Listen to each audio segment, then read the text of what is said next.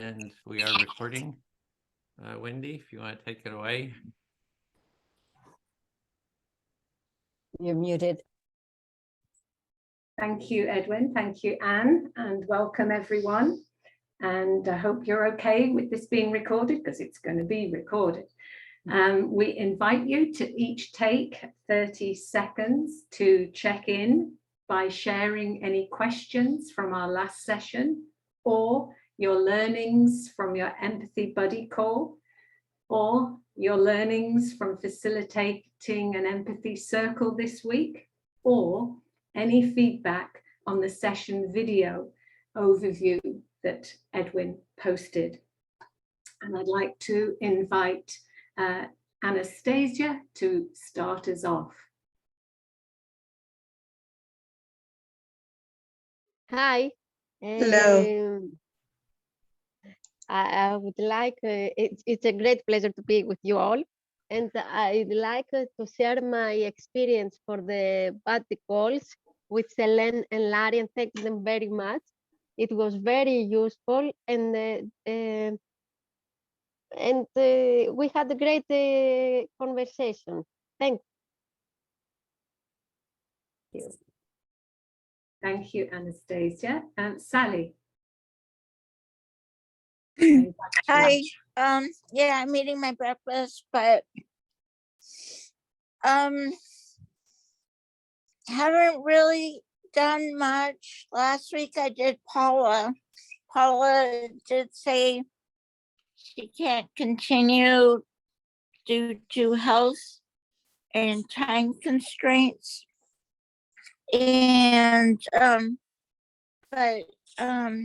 anyway, I'm anxious to get going with challenges. Thank you so much, Sally. Ina? I had a great call with Lou for my buddy call. And I'm just feeling into the work, letting it settle. And I'm grateful for the, just like, I think the minute changes that are happening just within my thinking personally. So I'm grateful to be here. Thank you. Thank you, Ina. Do you want to mention any of those changes, just briefly? Just listening, just really trying to be present to every conversation as best I can, and to really listen from a place that is not my like given the relationship my role in my own mind or their role in my own mind, but person to person. That makes sense? Yeah, thank you. That makes a lot of sense, Ina. Jay, I invite you. Yeah, I had a really great buddy call. Yeah, just talking about some, nuanced issues that seem very clear cut to either side, but in fact, there's, as usual, there's complexity around most issues. So we had a really, really great conversation. My buddy was Altonia, and yeah, I'm looking forward to today. It's kind of a busy week for me, but every week feels like a busy week. So this is like a nice time where I can just be like 2 hours of not thinking about, 2.5 hours not thinking about work before going back into it. So appreciate it. Thanks. Thank you for being here. Beata, I invite you. Hi, everyone. So I didn't have a buddy call this week, and for some reason it's not happening for me in this cohort, but I understand because people are busy and I'm busy as well. But I went to a few empathy circles this week, and they were lovely. They just reassure me that the values that we're speaking about here, they're just so alive in those circles. So I feel very fulfilled. Thank you so much, Beata. I think that's all the participants. So I heard that Paula's no longer amongst us. Is that what I heard? Yeah, that's right. And Kelly Yes. couldn't be here today. And I think Garam Garam is not, I'm not seeing Yeah. Garam either. Okay, thank you. I invite some of the trainees. DJ, you want to check in? Yeah, I had a great buddy call with Linda. I think we could have talked for like a really long time. So we're both talkers. It was really awesome. I really admire her strength, her vitality, her willingness to share her wisdom. It was really great. Thank you. Thanks, DJ. Dwayne? Excuse me. I'm doing well. I'm enjoying my time here with my nephews who are almost 5 years old, but intellectually sophisticated. And so it's interesting. And I had a really enjoyable buddy call with Bill. Did I mention Bill is deep and insightful? Just want to get that point across. Really enjoyed our conversation, and I'm excited about almost becoming a trainer. And I'm looking forward to hopefully have an opportunity to interact with some of the participants that I haven't had a chance to have a conversation with. And happy to be here. Thank you. Yes, I believe this is your 120th or so. 121st, I believe. Thank you. Thank you, Dwayne. Altonia, oh, has she gone? I think she's gone. Oh, okay, thank you. So perhaps as I'm a trainee, I should be with that group. Checking in. Yeah, I just had a very supportive call with Larry, Empathy Buddy Call, and we talked about impermanence and change, and then about the challenges during the empathy circle training, that kind of thing, and had as normal the midweek European empathy circle, which is just great. The questions are so focused and there's such deep sharing. I can thoroughly recommend anybody attending that on a Wednesday. So I invite, oh, actually Edwin wanted feedback on some of the video things. I think, you know, they're really helpful for anybody who has the time to watch them, and possibly by week 4, maybe we don't need to go into so much detail of the structure, because I think, you know, they on the whole got that, so they could be shortened, but you know, they're in my view, a wonderful resource. So thank you for the time involved. And I invite now some Celine, would you like to check in, please? Sure.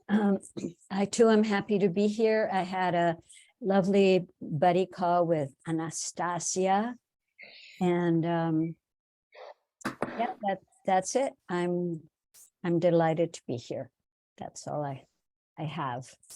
Thank you, Celine. Linda, could I invite you? Yes, I had a good weekend. I had a great buddy call with DJ, and like she said, we could have went on and on. Great conversation. I did a turnaround trip to see some friends in Oklahoma this weekend, and on my way back, I realized that's the first since COVID. That's the first place I've been since home. I've just been going back and forth to home, so I need to venture out more because it did me a lot of good. So I'm back. Thank you, Linda. I'm glad you had safe travels. Yeah. Larry? Yeah, I had some wonderful buddy calls with Wendy and with Anastasia, and Empathy Circle with Beata, and it's just all wonderful. I love the empathy circles. I really, really, really do. I mean that when I say it. I really, really mean that. I've never seen anything so simple that produces this empathic effect. I just love it. That's my check-in. Thank you, Larry. Thank you so much. Anne, would you like to check in? Thanks, Wendy. Yes. So yeah, I had a really lovely empathy circle this week. We've been exploring a sort of series of empathy cafes transforming to regenerative cultures and how that would be, and experimenting as Gandhi did with doing that. Yeah, deeply nourishing and powerful. And I'm looking forward to this evening with all of you and into our breakout rooms, and hoping to have time connecting with those that I haven't yet. Thanks. Thank you. Thank you. Bill, could you check in, please? Sure, I'd be happy to. So I also would like to return the compliment. Dwayne is also a very deep and insightful person. I really enjoyed the empathy circle with him. And especially we could geek out on the empathy circle and the various facets. And Dwayne is so basically comfortable in his own skin that you can take a look at, objects or whatever concepts in the circle without taking it personally or anything like that. And so that was really, fun when you can experiment like that and you feel. So I really appreciated that. Yeah, I've been in a couple of empathy circles, so many circles, so little time. Not 100. No, but I'm sort of empathy circle loose, I guess. Thank you. That's my check-in. Thank you, Bill. And Edwin, I invite you. Yeah, had a really nice empathy circle last Saturday. We have our intro cafe. It was a small group, but very intimate, very enjoyable. This Saturday, we have a one for the conflict transformation and peace building community. So that's this Saturday. So I hope you can come to that, help facilitate if we need facilitators. Not sure how many people will come. Something like 33 had signed up on the form, but you never know how many will come. But so it's good to have extra facilitators if needed. Yeah, excited about that. That's it. Thank you for that invite, Edwin. I'd love to go, but I've got a day of yoga, so I can't yet manifest two bodies at one time. It's very boring, but yeah, thanks for that invite. I hope lots of you will go. Okay, I'd like to now hand over to Celine and Larry to answer the feedback questions. Thank you. Thank you, Wendy. So, Larry, do you have the questions that we talked about? You're still muted. Thank you, Celine. Yes, I'll go ahead and read the first one. We can take a look at that. How much time should a facilitator spend doing the how-to? And I'll just say the suggested answer is 5 or 6 minutes. Kind of not too long, not too short. You want to make sure you cover the bases and you want to make sure you don't leave anything out. Kind of common sense on the how-to. And the next one is, I'll give this one to Celine. What if a facilitator should do if someone is, speakers are not speaking on the topic? Should the facilitator say something about, what if somebody is not following the suggested topic? Celine, would you like to take that one? Well, sure, because one of the things I really love about this, the values of the circles is the freedom, and the speaker always is free to speak about whatever they want. That's really a key point, because it keeps somebody who's maybe agitated about something, as when they have their turn, they can talk about whatever they want. Doesn't matter what the topic is that has been set. So yeah. Totally agree. Thank you, Celine. The next one is, what a facilitator should do. One of the participants in an empathy circle, what if one of the participants feels ill or very distracted, and they're saying that they find it uncomfortable to participate or too challenging to be the active listener? And the response is, generally people are there to take part in the process, and you can ask them to give it a try and support them. They will also learn by observing others doing the active listener. So you can have them participate a little bit later after observing for a while, and then give it a try. So the next one, I'd like to give this one to Celine. It has something to do with what if somebody kind of speaks like a sailor? And when we say that in the American English, the American version of English, when someone's talking like a sailor, they're saying things like "r," or saying really cursing kinds of words. And what do you do reflecting that kind of thing? I'd like to give that one to Celine. So the way I remember the question, the person was saying, should they say something during the how-to keep this person from speaking this way that could be offensive to everybody in the circle? And my recommendation would be to maybe say something about using language that will be acceptable or comfortable to everybody in the circle. I don't like the idea of limiting people. So that was my idea. Do you have a better suggestion or a different suggestion, Larry?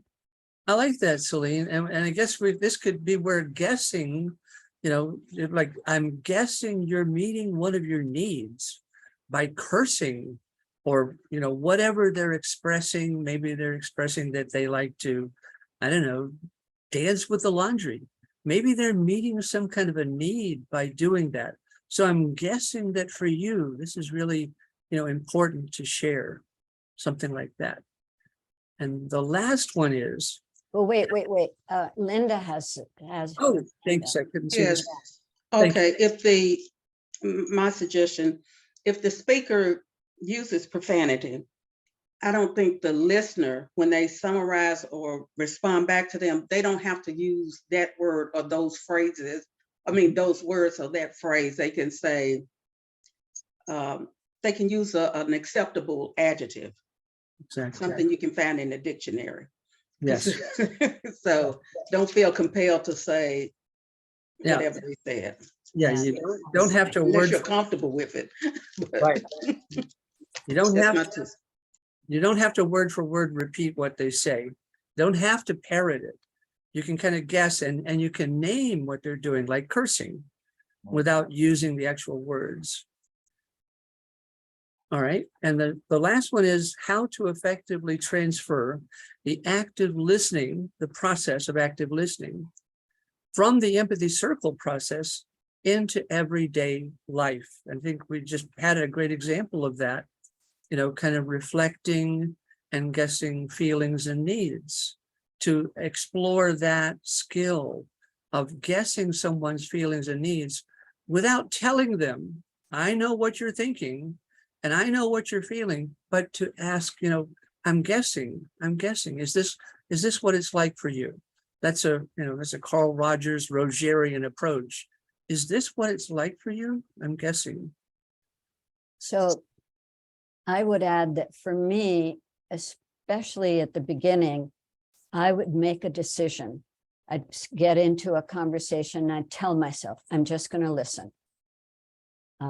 And especially if it's somebody who may be saying things that I would disagree with as a practice. And now it's just pretty my normal response or reaction within myself. I'm just going to listen. And sometimes I'm imagining myself going, So yeah, I mean, that's empathy, as you can reflect back, what are you feeling and needing? You can reflect those things back without reflecting every single curse word. And you can have empathy for that person. Is this what it's like for you?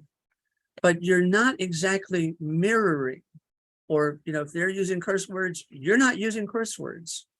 That would be mirroring. How's that land? Thank you. And I want to thank you all for your questions and comments. They're really valuable and we pay attention to them. And so thank you. Thank you. Right. Who's next? Who do we pass on to next? I guess it's me. Altonia's not here. Sorry. Okay, so I will describe what we'll be doing today. And so we're going to be devoting all the time in the breakout circles to giving you time to practice facilitation. The breakout rooms will be similar, except we will not do the how-to, unless particularly you feel you need, as a participant, you need some practice with it, or maybe you want to see a trainer or trainee role model it. You can talk about that in the breakout rooms, but essentially you'll get the time to just facilitate a mini circle. You can have some challenges if you wish, none, low, or medium, and then designate one trainer or trainee gives the challenges, so you won't be getting challenges from every quarter. As a facilitator, you'll set the topic. We'll give the times about 3 minutes. That can be negotiable since we have smaller groups today. And then as the facilitator, you'll be the first listener. So that'll be also a way to role model that. And then you'll deal with any challenges that comes up. And we'll end our breakout rooms with 30 minutes for debrief and feedback. Thanks. And then we go to the breakout rooms. Okay. Let's see. We have a smaller group here. A couple of people couldn't make it, so we only have 3 circles. The first one will be with Dwayne and Celine, and then we have 2 participants in that group, and I'll be in that group as well. We'll stay here in the main room, and that'll be the transition room if anybody drops out and comes back in. And then the second room will be with Bill and Larry and Wendy. So Wendy's going to be facilitating.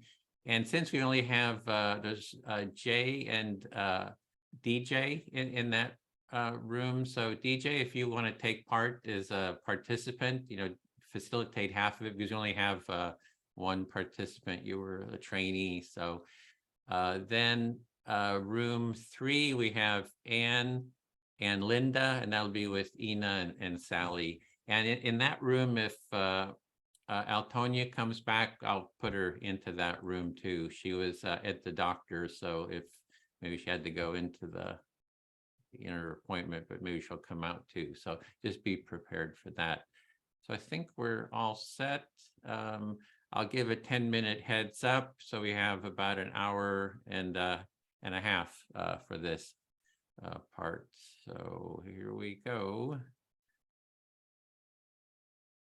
And yeah, I think we're all set, I guess.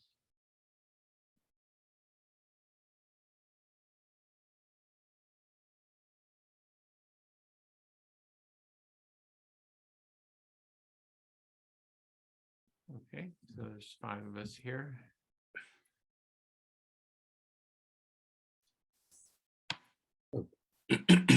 Okay. Ready to get started? Welcome, Anastasia and Beata. Today, you're going to have an opportunity to practice facilitating. Because there's 2 participants, my guess is we're going to have you'll have about 30 minutes each, approximately. Is that right? Probably more like about 40. 40. Oh, okay. We have an hour and a half for this. Yeah. Okay, so you're going to have 40 minutes each, and then there'll be time for a 5-minute debrief and opportunity to share what the experience was like for you, and then also receive feedback from the other members of the group. And is there a volunteer for who would like to go first? Wait, Dwayne? Yes. Can we also set who will do the challenges? Oh, sure. Or it could be different for, for Beata than for Anastasia too. I don't know, but it might be good. Okay. Yeah, I was still planning to go through some more introductions. I wanted to begin by finding out who would like to go first. Sorry. Okay, so Yada will go first, and then Edwin, Celine, is there any volunteers for who'd like to give this challenges? No? I'm good with doing it unless you want to do it, Celine. No, I'd like to have you do it. Okay. Yeah, that would be, I'd also like to see you do it today. Edwin, pirate at work. We got a lot of mileage on that pirate Yeah. Taylor comment. And I'd like to add that Edwin really enjoys doing the challenges and he's very good at it. So it'll be a really great learning opportunity for me as well. So you're going to have 40 minutes. Edwin, is it okay if we do 4 minute each turn? Since Sure, yeah, that's good. Yeah, because it's a smaller group, longer time. Oh, okay. So each participant will have 4 minutes.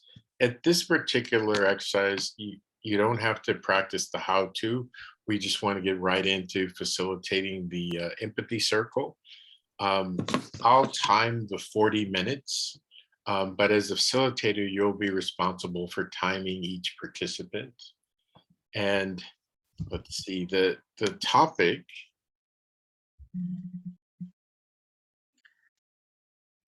is, this time it's really interesting because you can set whatever topic you'd like, and then also the question that's we always use, what's alive for you today?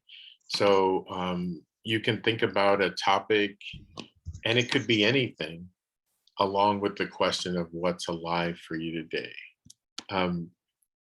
Beata or Anastasia, do you have any questions before we begin? No, you will time 40 minutes. Yes, I will time the 40 minutes. Mm-hmm. Yeah. I'm ready to start. Okay. Edwin or Celine, is there anything you'd like to add? Just what level of challenge you want? I would like medium. Medium, okay. All right, you can start whenever you're ready. Right. So welcome everyone. It's really lovely to see you. So as a topic for today, I would like to choose what listening means to us. But if you're obviously you are free to express whatever you want, so you can also talk about anything and whatever is alive for you in that moment. Shall I type quickly?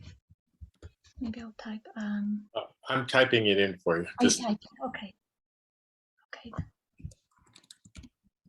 Right.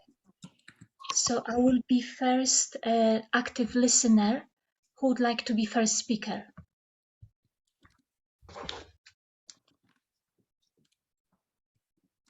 I'll speak. Okay, Celine. Right. You ready? Sure.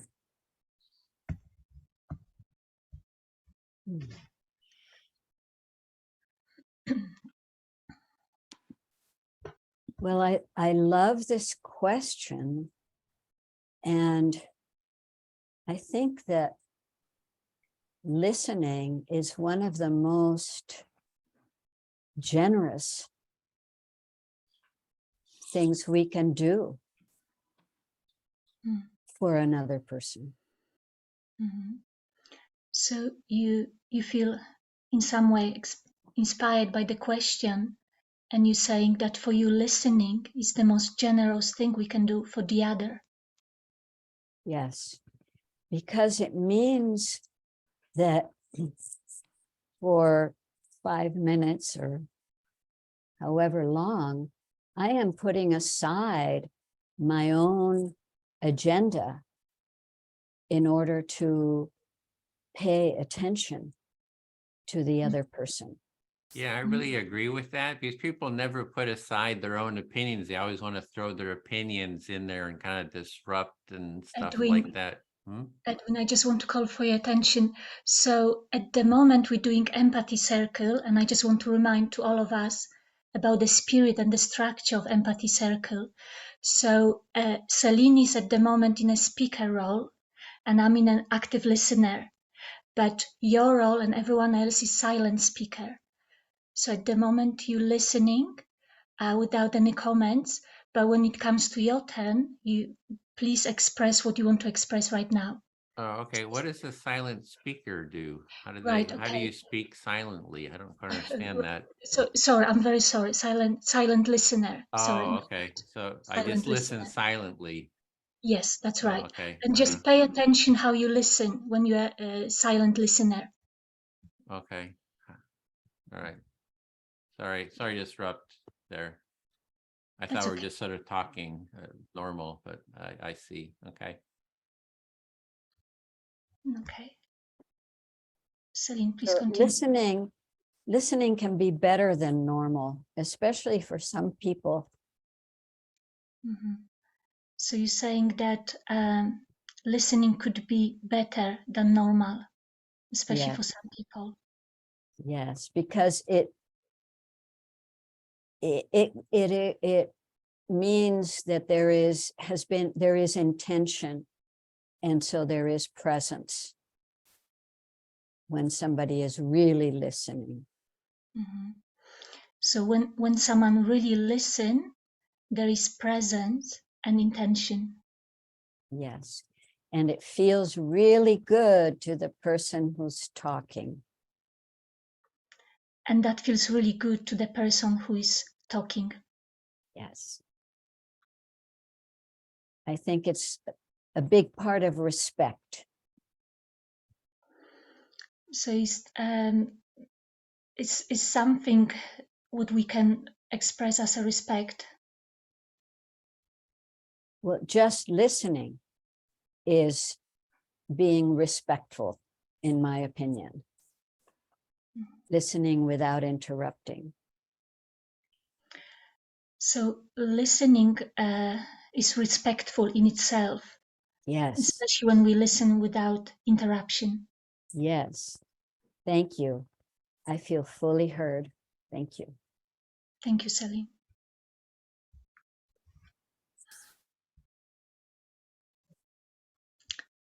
Edwin, will you be my listener? Sure.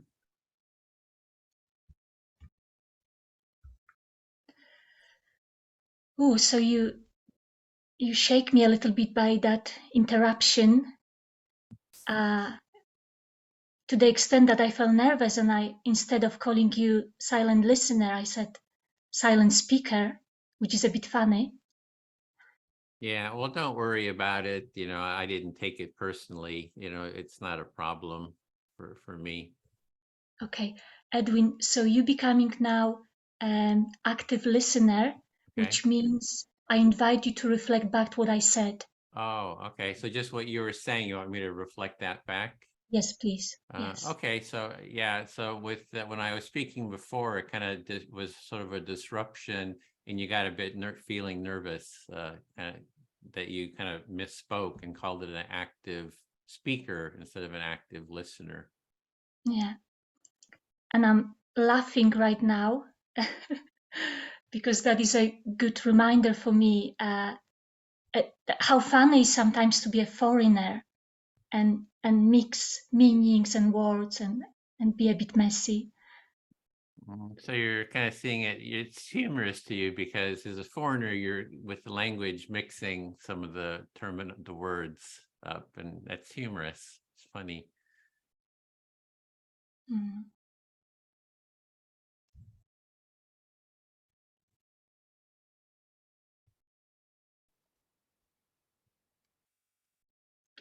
So I choose that question, what listening means to me,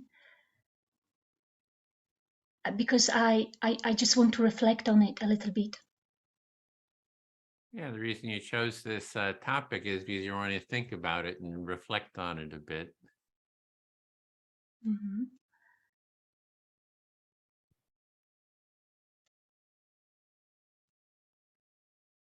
And I basically will echo what Selina was saying about how generous listening can be, and also how present we have to be if we want to do this well. So you're just thinking about how to listen well, you have to be very present.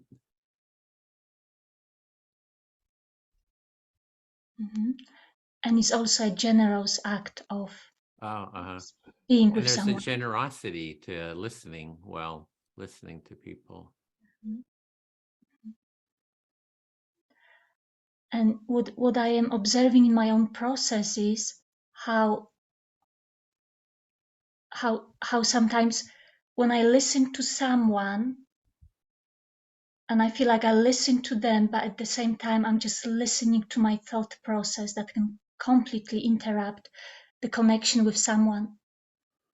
So you're noticing in yourself that when you're listening, you might be sort of looking at your own thought process, and that it interrupts your listening to other people.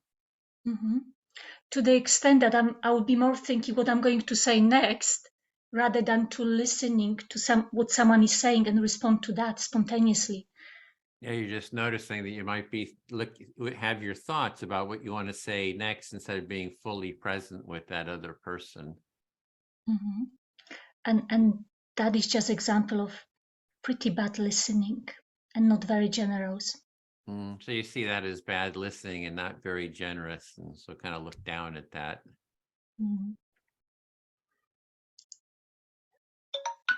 Thank you, Edwin. I feel fully heard. Great. Anastasia, can I speak to you? Yes. Yeah, I think this is a really important topic, the listening, because I think it's really what's missing in our society is this value of listening. It's really needed in the whole culture. It's a pretty significant listening, and it's a value missing from our culture. Yeah, I think in at least in the American culture, analysis is what's put out there, like all the TV shows, the political shows. It's how well you can analyze what's happening, and the analysis is the primary value in the culture. In our culture, especially American, analysis seems to be the primary value and not the listening. Yeah, it's somehow if we can just analyze everything, that somehow will solve the problem. And the listening, it's the analyzing of the problem and you being the speaker, right? Putting it out there, sort of being in control, kind of be the Donald Trump, personality, sort of controlling the conversation. So that is it seems to, those are two, traits that are sort of valued in America, at least. Analysis seems to be such a solution to the problem, and having the control like Donald Trump. These two traits seems to be the values of the American culture and a worldwide culture, probably. Yeah. And I just wonder how we can change that. It's what does it take to shift the whole culture to say, hey, we really need listening, this mutual listening, to be a primary social value, because it's just that's my I'm just thinking about how to make that shift in the culture. And you think that the primary value, social value, should be listening, and you are wondering how to do this shift to our culture. Yeah, I'm sort of, and I think the empathy circle is really just a listening practice, right? We're just practicing listening. It's sort of the most simple, basic practice. So we're just really learning to practice our listening. It's sort of like, it's like training wheels. So if you have a bicycle, you have training wheels to keep you from falling over. The empathy circle is just like listening training wheels. And the empathy circle is about listening and practicing and listening. It seems to be like the the training wheel to get in the road of listening, to keep you in track. Yeah, it keeps you from falling over into conflict, maybe. Yeah. It keeps you from falling, especially in conflict. So yeah, I'm sort of struggling, like how do we change the culture at a big level? You know, because it's like I'm thinking we need something like occupy empathy. We occupy a space, like Occupy Wall Street. You know, we need something big to, oh, my time. We need something big to make the cultural shift. And I'm just wondering how to do that. And you are wondering how to make this shift big. To shift big, large in the culture, and probably having an Occupy like a Wall Street. Yeah, exactly. And then I ran for Congress with the campaign of being the empathy spokesperson, and only got 3% of the vote. And the other Congress person running for Congress, who's already in Congress, would not take part in an empathy circle. And you ran to the Congress, and empathy took only 3 votes, and the other person who ran to the Congress has no will to be in an empathy circle. No, so that's the politicians that the politicians just won't, a lot of them just won't take part in trying to make this cultural shift. Edwin, I just want to remind about time. So the 4 minutes is over. Oh, that's what that meant. I see. Sorry about that. Okay, never mind. I'm done. Thank you, Anastasia. Okay. I can reflect you back this your last thought. Many politicians don't seem to care about empathy and take part in an empathy circle. Yeah, thank you.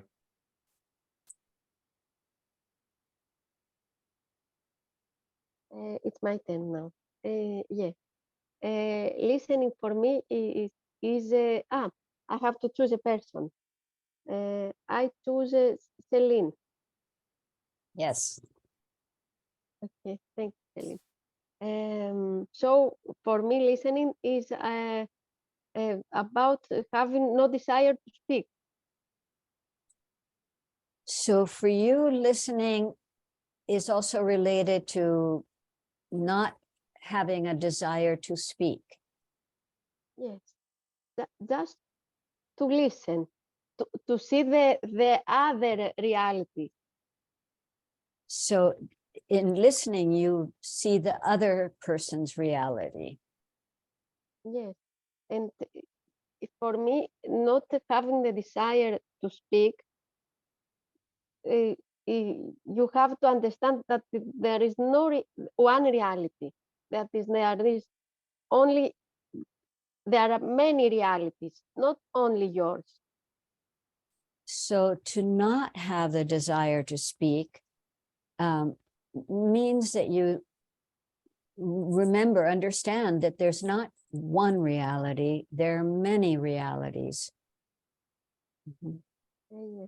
And you want to see other realities and to puzzle other realities with yours to build the whole world around us. And what is desirable, what is best, is to accept this, that there are not just my reality, but other people's reality. And that way we can make a world that accepts everybody. Yes. If I listen your reality and the other person reality and the third and the fourth person reality, it's like a piece of a puzzle. So you think that if a person listens to one person's reality and then another's and then another, it's like all the pieces of the pie, you can see the whole pie. Not pie, puzzle. Puzzle. Okay. Yeah. And thank you, Celine. And the whole puzzle is the true world, the universe. And then can consider the whole world, the whole universe. Everything is included. Yes.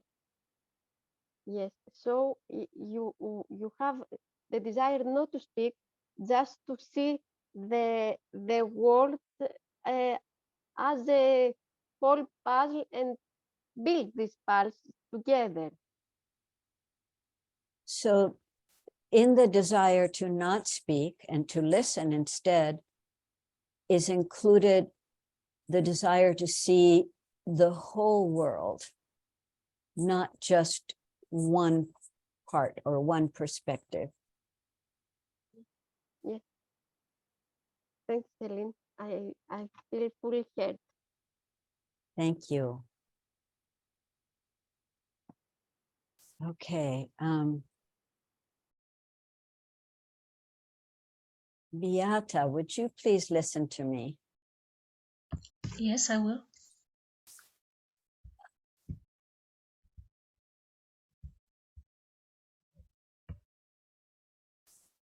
I talked to a friend who is a politician, and I was helping on his campaign to be reelected. Mhm. So you talk to your friend who is taking part in election, and you are helping him with campaign. And he asked me what I was doing. I told him about the empathy circles.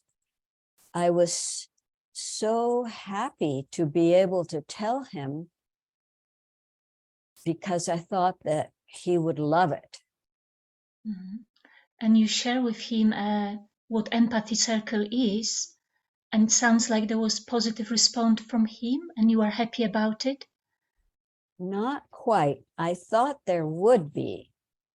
You thought that However, yes, his immediate response was, isn't it important to tell people,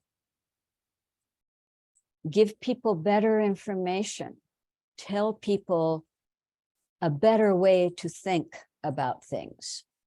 Mhm.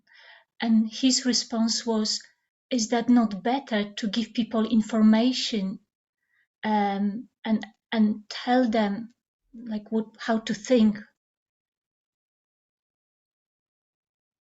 So I was very disappointed, and I decided, I didn't argue. I decided just to listen to him and let him know that I had listened to him. Mhm. So you were disappointed, but what you chose was just to listen to him.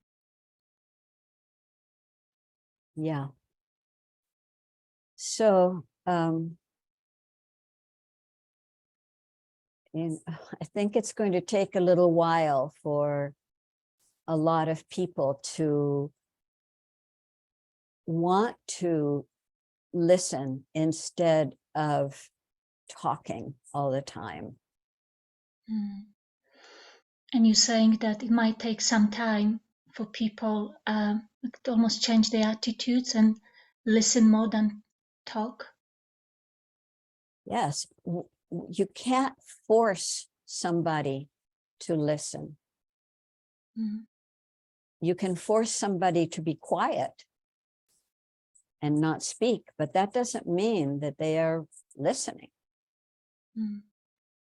So you cannot really impose on people to listen. You can make them quiet, but you cannot force listening. There's something very, to me, poetic about that distinction, the kind of the delicacy of listening, that it cannot be forced. There is something delightful about listening, like you're saying, delicacy that cannot be forced. Yes. And I know because so often I would tell my sons, listen to me. And you know that from your own life, because sometimes even you using a bit of force saying to your sons, listen to me. Didn't work. And that didn't work. Thank you. I feel fully heard. Dwayne, will you listen to me? Yes, I'm happy to listen. Seeing him.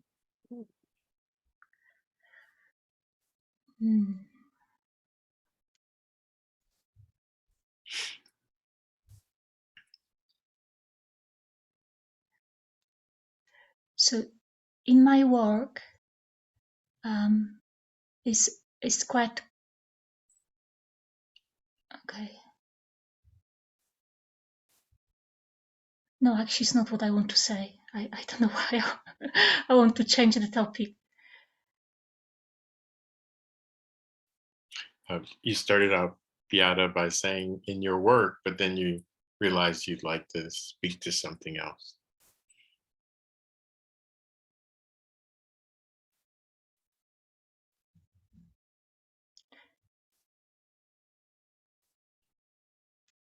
But there's something about work what I want to say. Let's see how I'll get into and will I express what I want to express. There's something that you'd like to speak to about work, and you're still deciding how to get into it, how to share what it is you'd like to share. Mm-hmm.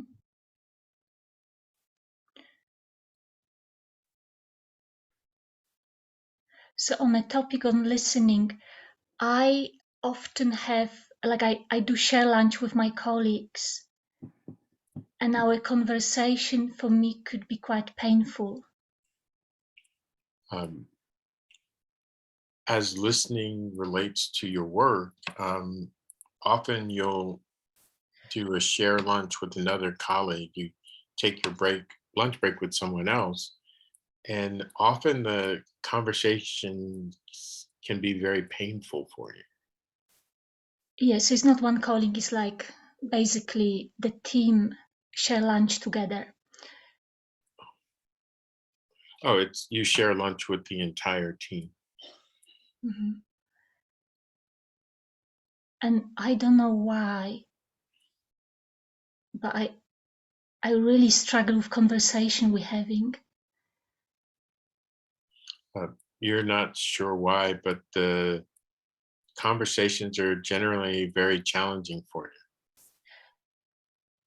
And I think it's because there is very poor listening, and also from my side.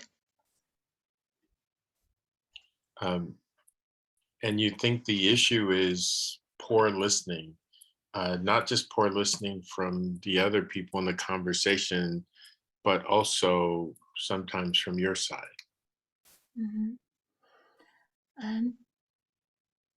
So there would be colleagues who will be taking role of entertainer, and there will be entertain and tell a jokes and is funny, but I can never really find out who my colleagues are. During these conversations, your colleagues will play different roles. One role is the entertainer, and they'll tell jokes and they're funny. But in this context, it's really challenging for you to learn more about who your colleagues really are. Mm-hmm. And I always wonder why this conversation are not very fulfilling in some way.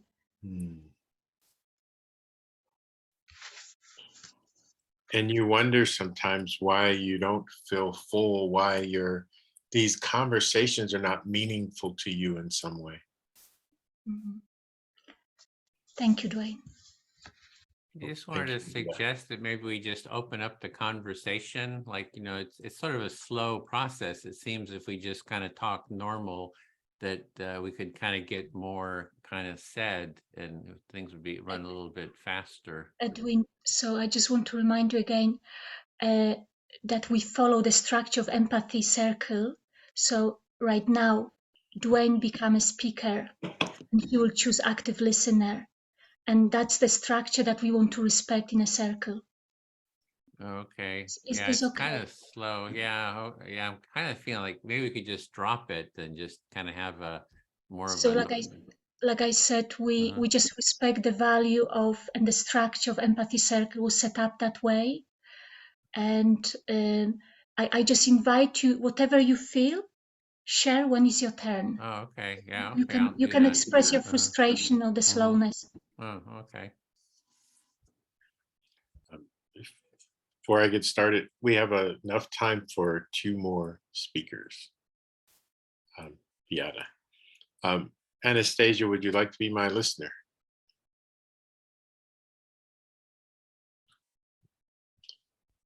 Okay. I'll begin. The question of what does it mean? What does listening mean to me? I think is a really interesting, provocative question. You think that the question what listening mean to you is a provocative question. Yes, and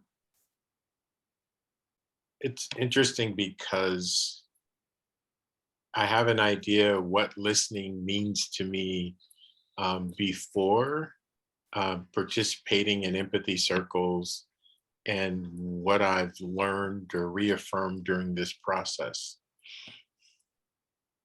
And it's interesting because you have another meaning for listening before the empathy circle, and you now reframe the listening for you. Yes, one of the things that I've learned and reaffirmed during the process is the importance of being mindful when I'm in a conversation with someone else. During the empathy circle, you learned how important is mindfulness for listening, for active listening. Yeah, the importance of really being present and really listening to what the person in front of me is saying. And it's mindfulness is to be present and to listen what exactly the person is saying. Yes. And I also understand that my ability to listen to another person is connected to how I'm feeling inside, how I'm feeling about myself. And you understand that the ability to listen another person is related how you feel with yourself that moment. Yes, because And I believe, oh, go ahead. And how connected you are with yourself that moment. Yes, because I believe I view and I experience the world through my own self-esteem, through my sense of self. You experience the world through your self-esteem, through yourself. Yes, and so I've noticed that when I feel really good about who I am, it's much easier for me to listen deeply to the person that I'm listening to, that I'm in a conversation with. And you notice when you are feel happy with yourself, it's easier to be open and listen the other person deeper. And when I'm not feeling good inside, when I'm not feeling good about who I am, it's incredibly challenging to really hear what someone else is saying. And when you don't feel good with yourself, it's extremely challenging to listen in another person what the person says. Because when I'm not feeling good, I find myself beginning to judge what someone is saying and not listening to them. I'm filtering based on my judgments. So when you don't feel good, you judge other people, and you are based on judgment and not listening. Yes. And in conclusion, when I am feeling good, I'm able to be as close as the idea of being objective as possible and to listen with an open heart. So eventually you notice that when you are feel good, you are more capable to listen and with your heart. Yes. Thank you, Anastasia. I feel fully heard. Thank you, Dwayne. I choose Edwin. Okay, yep. Okay, here.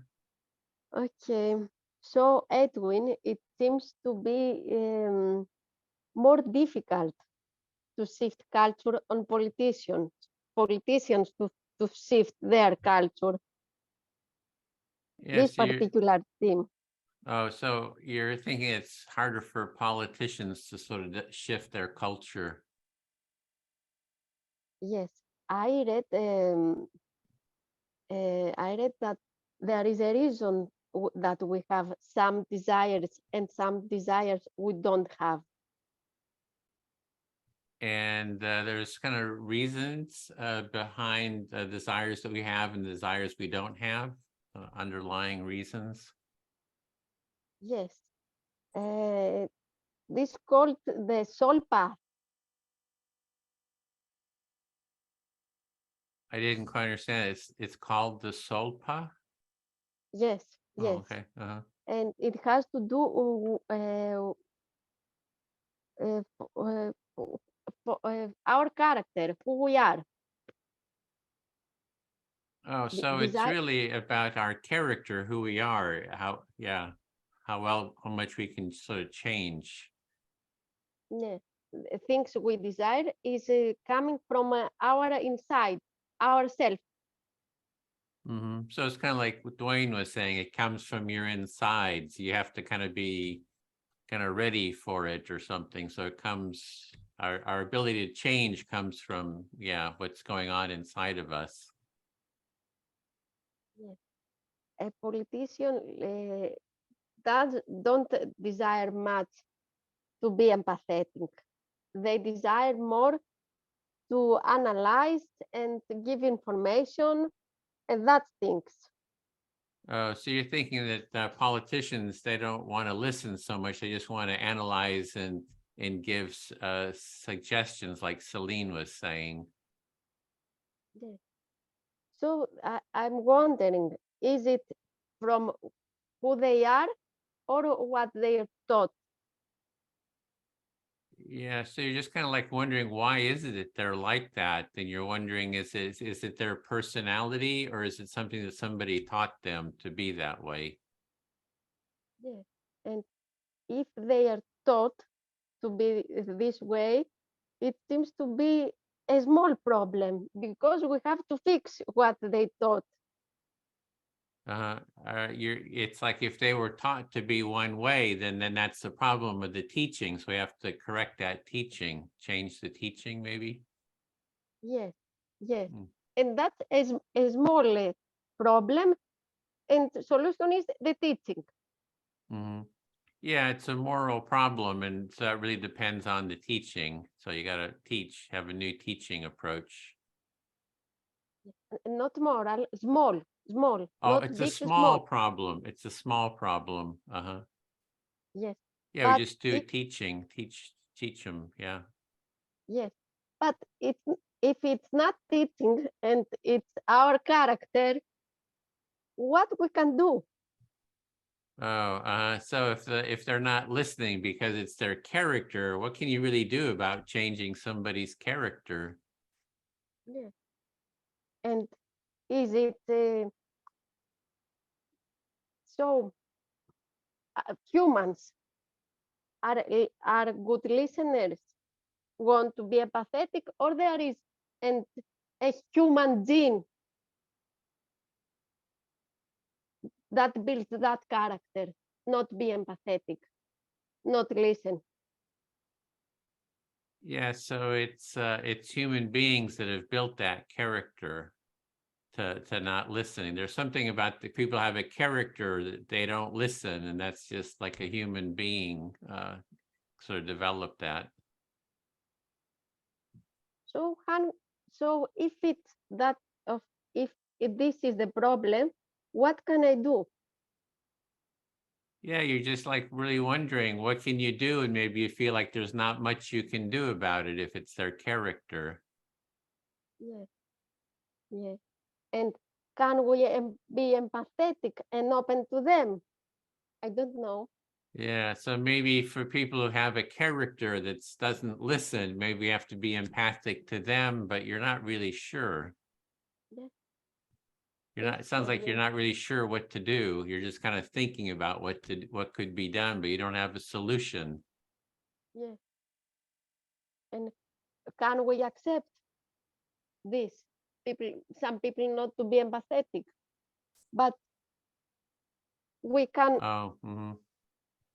accept them to feel to include them somehow. I don't know. Yeah, you're not sure, but you think maybe we can empathize with them and include them somehow. You're looking for solutions, how to sort of change them. Not to change, just to accept I them. want to say that the 4 minutes is over now. Okay, thank you. Thank you. Thank you, Edwin. I feel fully heard. Okay, thank you. Okay. Now we have 5 minutes to provide feedback, to do a short debrief about Beata's experience as a facilitator. And so I'm going to time us. And Beata, would you like to begin by sharing what this experience felt like for you? Mhm. Well, so Edwin was quite challenging character. And what I can immediately see in me, I have this stress response. And that is big barrier for me for listening. Like immediately I will be in that, that response of stress. So I don't know, when I was interrupting, like I wanted to give a space when you could like express what you want, but not for too long. And I didn't know, like what is the right timing. And then I thought maybe second time I was too firm, like I'm reminding you and all of that. I don't know if that didn't come too maybe like harsh. And then, yeah, I just ignore when you start doing the weights and all of that. And I thought, yeah, things like that could happen. And okay, it doesn't really interfere into the listening. Then what could I do actually? Because I would interrupt someone else's process. Yeah, characters like that can definitely shake my facilitation. It's a good learning. Thank you, Beata. Celine, would you like to provide some feedback? Sure. First of all, I love the topic, Beata. I thought it was a great topic, listening. And in the first interruption, you focused on the roles. And I thought that worked very well. And I liked how you take your time. You didn't rush. In the second challenge, you spoke about the structure. we follow the structure. And I thought that was a very useful way to address the problem of Edwin in that moment. So I thought, I mean, you may have felt uncomfortable inside, but I didn't get that message at all. What I got was that you were being patient, you were aware of what was going on, and you addressed it in those 2 times. The only thing I would suggest is what you did in the last bit of actually saying your time is up. I do that. I'll say, excuse me, your time is up when people go on. So that would be my suggestion. But for me, I have no complaints. I thought it was fine, your facilitation, really. So, I'm complete. Anastasia, oh, would you like to go next, Anastasia? Yes. Beata, you were a great facilitator. I liked you, and I like that in the second interaction, you gave Edwin the choice to express himself at his turn. I like that. Thank you, Anastasia. Edwin? Yeah, just a bit what Anastasia said, when you said I could express myself when it was my turn, that felt good. I said, oh, there was like a channel to express myself. So I had a good feeling to it, like, oh, when it's my turn, I can express myself. In terms of the time, you can see I think you may be on a cell phone too, but Anastasia is on a cell phone. And sometimes if you're on a cell phone, you don't see the sign. So that's why having some kind of a, say, oh, that's time or something like that, because I always sort of take a note of that if the person's on a cell phone to make sure that there's some kind of an auditory thing. And yeah, that's a challenging one with people doing stuff in the background. I mean, I'm not really sure what to do all the time there either, because people do that, they get up, they do this. This is especially in a new cafe, right, where people just aren't familiar with it. And I've had that happen, and it's very annoying. And it's just like, I don't want to stop everything and say, don't do it. But it's sort of a balancing act. What I might do is when it's my turn to speak, as a speaker, I might say, whoever to my active listeners, that's kind of annoying when the person is in the background doing that. So staying within the process, but there's some kind of a threshold. At what point do you kind of address that? And that's always a really difficult. Yeah, that's a tough one. Otherwise, yeah, I felt when I was doing the disruptions, I always brought back into the process, and yeah, it felt good, and it seemed to all work. Okay. We're actually out of time right now, so I will provide some feedback at the end of the session if we have time. But next, Anastasia. Forgive me. I had a friend many years ago, Anastasia, and so please remind me if I mispronounce your name, Anastasia. It's your turn to be facilitator. You're going to have approximately 40 minutes.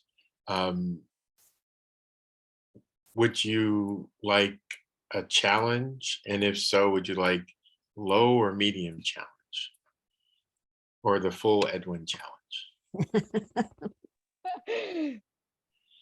No, medium. Oh, okay. And then each person's going to have approximately 4 minutes a turn. And would you like to pick a topic?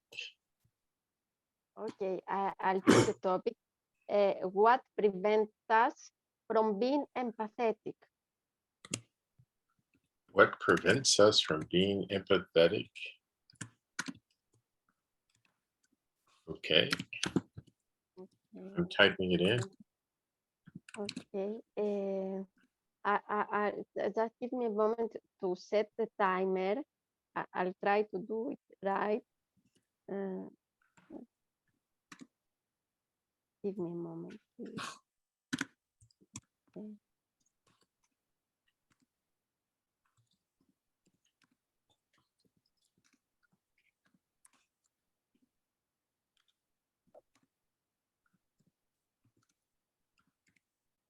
Okay. Okay. I'll be the first list. I am the first listener, right? Yes. So, do anyone want to be the first speaker? Yeah. I would like to be. Okay, Beata. Okay. Okay. Oh, I also love your question. I immediately got inspired. Okay. You like my question? You immediately inspired. Mhm. And it's a difficult question because now it requires like revealing, like, oh, when actually revealing when I get disconnected and I don't want to be empathic. So it's an interesting question because you have to reveal when you are disconnected from empathy. But what I'm noticing is when I feel resentful. I feel resentful, I hold the grudge, and then I will distance myself. So you feel resentful and you distance from yourself. I will distance from other people and from myself as well. Oh, you are distant from other people and yourself. Mm-hmm. And I've been looking into like what actually resentment is and how that feels. And usually feels like I have stone in my heart. And you are you feel like you have stone in your heart. Yeah, when I feel resentful. When you feel resentful from your needs. Yeah, so in that moment to feel love and empathy is like a foreign feelings. So that moment feeling love and empathy seems foreign feelings. Mm-hmm.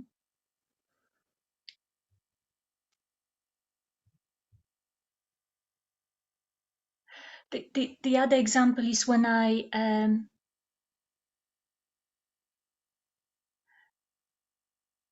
don't feel curious about someone. And the other example is when you don't feel curious about the other person. Yeah, when I don't want to explore their world, what's going on, on their side, how they feel, I kind of lose my interest. You are not interested in the explore the other person's world, what he feels. Mm-hmm. And it's again something to do with that heart being a bit close and becoming like preoccupied only with my own world. And you are preoccupied with your own world. Mm-hmm.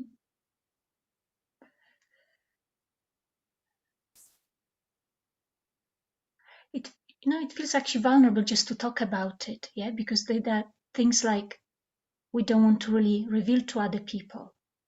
When it seems valuable to talk about this because sometimes you feel vulnerable to speak about that. mm-hmm. But it's also good to have that transparency, like, oh, that's what is happening when I disconnect from that empathy. But it's useful because it's transparent to talk about this to another person and see what happens when you are disconnected. Mm-hmm. The time is off. Did you hear there was a signal? There was a beep beep. Did you hear that? I actually couldn't hear it. Okay. Okay. Thank you, Anastasia. I feel fully heard. Thank you. So it's my turn to choose another person. So I choose Dwayne. Yes, I'm happy to listen. Okay. Dwayne, I don't know. There is a question. Are we born with empathy, or are we taught to be empathetic? You'd like to pose a question. Are we born to be empathetic, or are we taught to be empathetic? Yes. I believe that we are born to be empathetic, and somehow in our lives we lose this ability. You believe, Anastasia, that we're born empathetic, and somehow in life, through the socialization process, we lose this or become disconnected from this ability. Yes, yes. Or we may don't practice enough. Or we don't practice enough. So if we, so just give me a moment to find the words to express.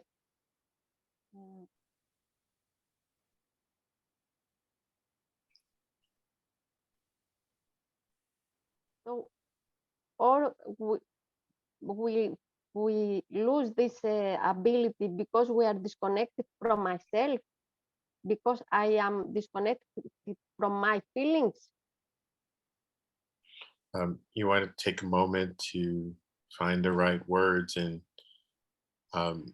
you believe that this disconnection takes place because when I feel disconnected from my thoughts, or I feel disconnected from my feelings.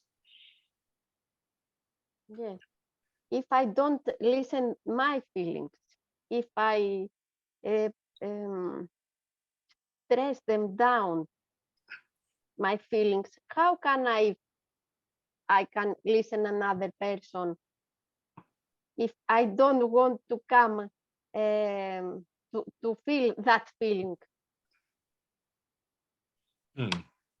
And upon reflection, you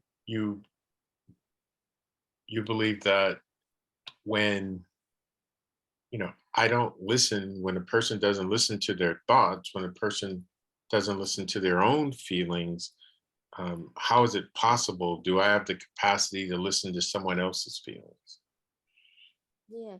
For example, I have 3 little children. They are always enthusiastic about anything, about a small ant, a chocolate, for everything. They are enthusiastic for everything. For example, you have 3 enthusiastic small children who are curious, who ask questions about everything, including a piece of chocolate or an ant. Yes, and I have stopped being children many years before ago, and I lost this enthusiasm, and I can't be so empathetic when they are so enthusiastic. You remember a time ago when you were actually a child, and you had this enthusiasm, you were empathic, and yet as an adult, you don't feel, you feel like you no longer have this ability. I have young nephews and nieces who are like that too, very energetic, and I don't have any children of my own, so I don't know it personally, but I know from my nephews and nieces that situation. Edwin, thank you for what you are sharing with us, but we are a silent listener, and you have the opportunity to express what you want in your turn. Okay. Oh, so it's when my turn, then I can speak. Yes. I see. Yeah. Okay. Thank you. Thank you, Dwayne. I feel fully heard. Time's up. Thank you, Anastasia, for the opportunity to listen. Okay. Celine, would you like to be my listener? Yes, I would. Muted. I'm muted? I'm unmuted. Yes. Oh. I'm ready to go. Okay. Wow. When I'd like to think about the question, what prevents us from being empathetic, a different way. So you'd like to think about the question about prevents us from being empathetic in a different way. I'd like to think about what helps me be more empathetic. You would like to think about what helps you be more empathetic. Yes. I think it's really important for me to continue to learn how to be more empathetic. So you think it's very important for you to continue to learn how to be more empathetic. Yes, to constantly challenge myself to see my connection to the larger world. So you want to continuously challenge yourself to see your connection with the larger world. Yeah, I believe that I'm a global citizen. I believe that what happens in this country impacts people all over the world. So you believe, you see yourself as a global citizen, and you think that what happens in the United States impacts the whole world. I also believe that what happens in other countries in the world impacts what happens in the United States. And you also believe that what happens in other countries in the world impacts the United States. So I think it's important for me to have this awareness and to practice being more empathic and empathetically seeing my connection to people all over the world. And you believe that it's important that you have this awareness and that it leads you to see yourself as part of the whole world and impacting the whole world in a way. Yes, and connected. And connected to. And I think it begins with practicing self-empathy. And you believe that this begins with practicing self-empathy. Yes, and being it's similar to what Anastasia was saying earlier about having the capacity to listen to my own thoughts and my own needs, and how that gives me a capacity to listen to others. So what you're saying is similar to what Anastasia was saying earlier about the capacity to listen to others' feelings and needs, and also your own thoughts and emotional states. Yes, and so when I'm preparing to participate in an empathy circle, my time is up, or in a conversation with someone, it's really important that I'm mindful that I'm present and I enter that space with an open mind, with an open heart.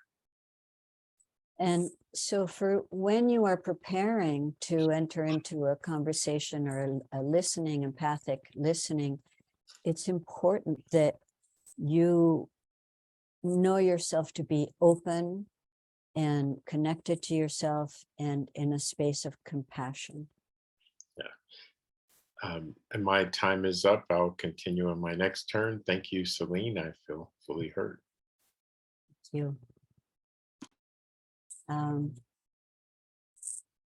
Beata, would you listen to me, please?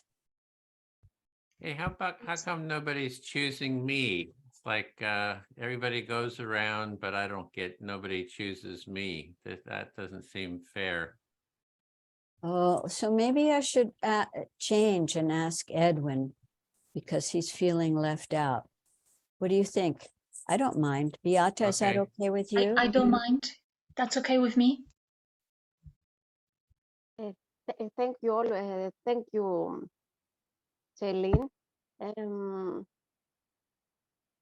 It's free for everyone to choose the person who wants. Thank you, Celine. There is freedom. Okay, thank you. Let's continue. Thank you all. Okay. All right, Edwin. Just do a good job, okay? Look, I always do a good job. I'm Mr. Do a good job. So yeah, I'm like I always do a good job. Okay. Now I'll start the time. Thank you. Okay. Do a good job of speaking, Celine. So the question of when we are not, what keeps me from being empathic is that I can enjoy being judgmental and being right. Yeah, I hear you, Celine. It's like I have a lot of fun with being judgmental and right all the time too. It's like there's like a pleasure in it, right? It's like kind of that, yeah, I'm right, and it just feels really good. I really enjoy it. Okay. Edwin, we don't comment, active listener, just reflect. I'll give.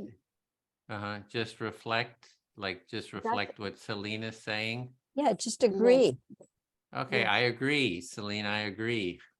Not agree, just reflect. Not agree, not comment, not that, just reflect.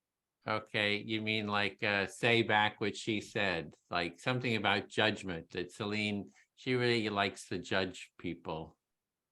Okay, just reflect. And Celine, I'll give you more time. Oh, okay. Well, so yeah, that I think when I lack generosity of spirit, then I don't really listen very well. Yeah, so when you're not feeling generous within your spirit, you don't listen well. So for me, at this stage of my development, in some situations, I need to choose to be empathic. And in this stage of your life, you're needing to make like a conscious choice to be empathic.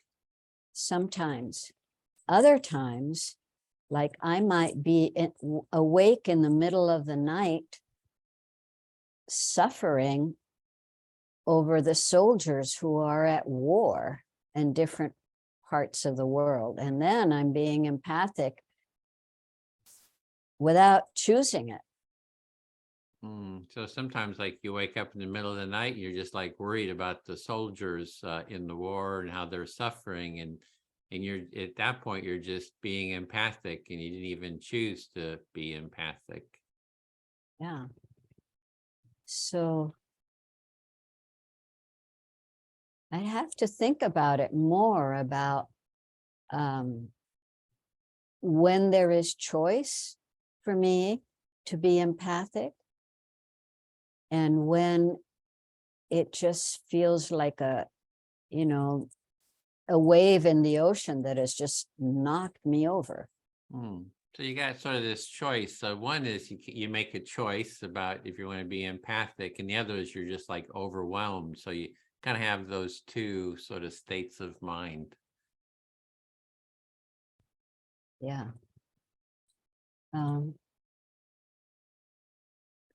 And the more I feel at peace with myself, the more I can be generous in my empathic listening. So the more at peace you're feeling within yourself, the more generous you can be with other people and listen empathically then. And I have to also admit that it's easier with people who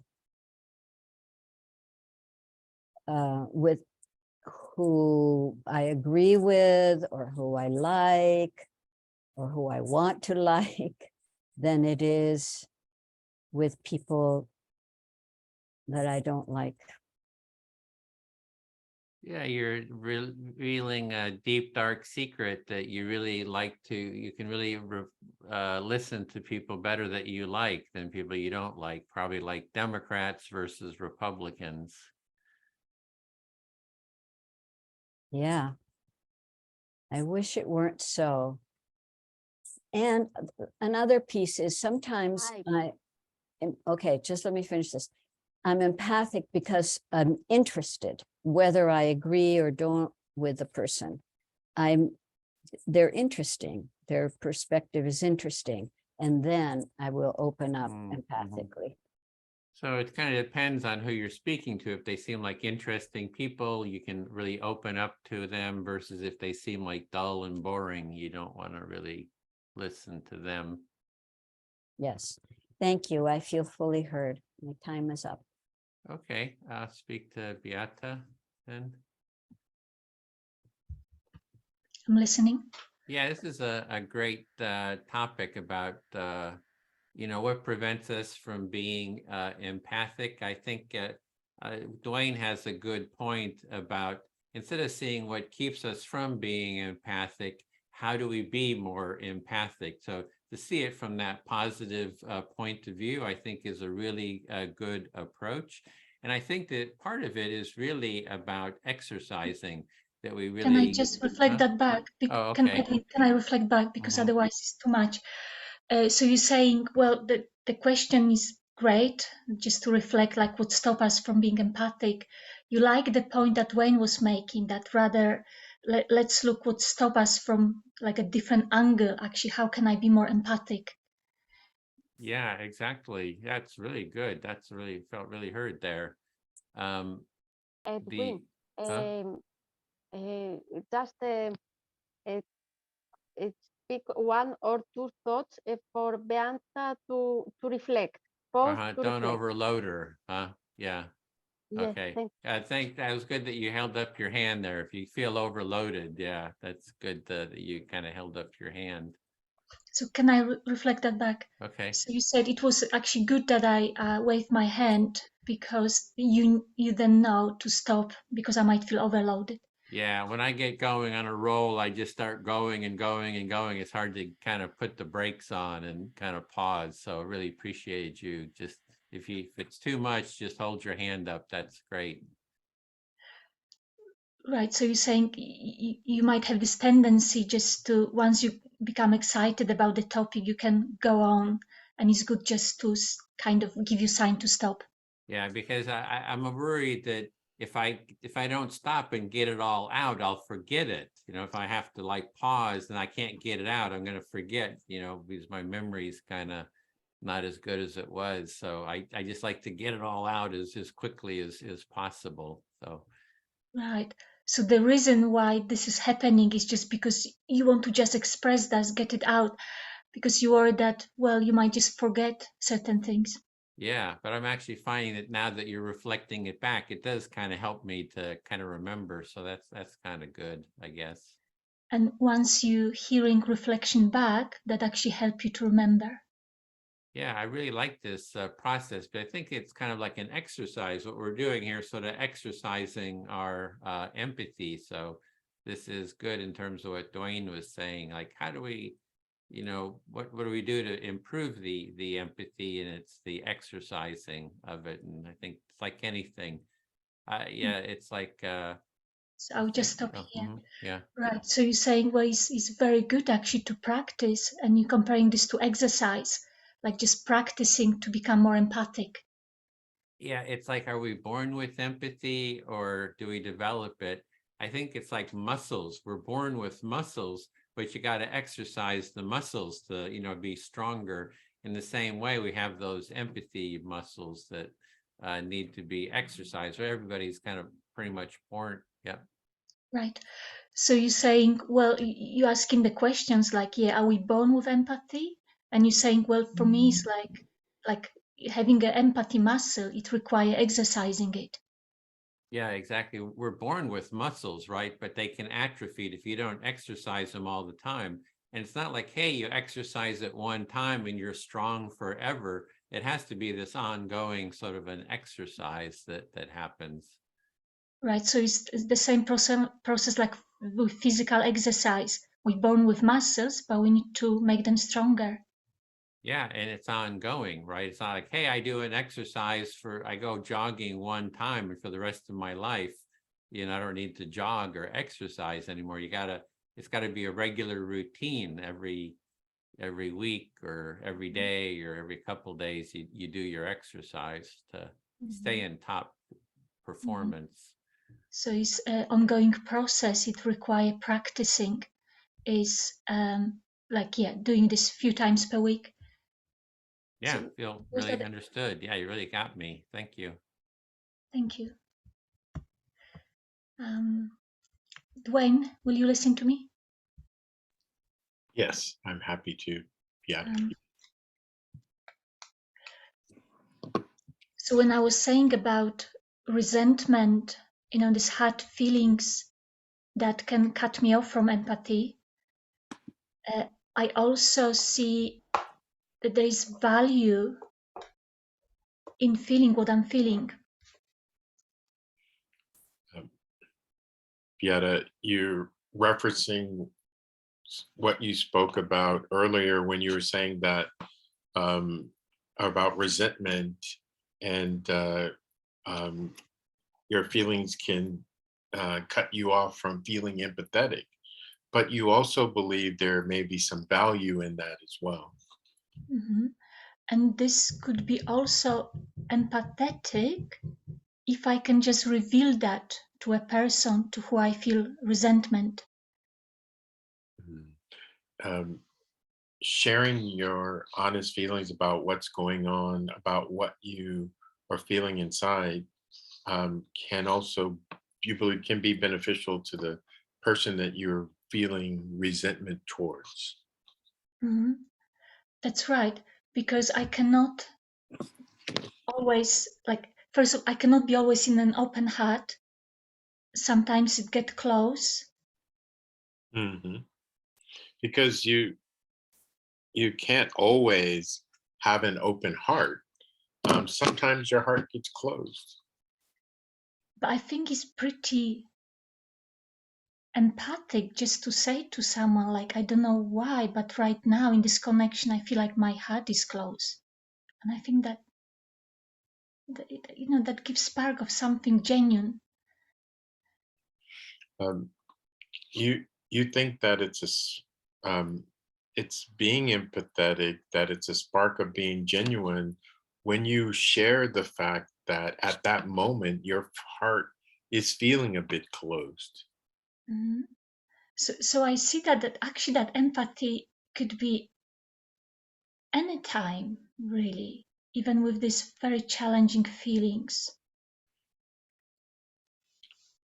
And you think that being empathic or being empathetic can occur at any time, even when you're having really challenging feelings about someone or about a situation. Mhm.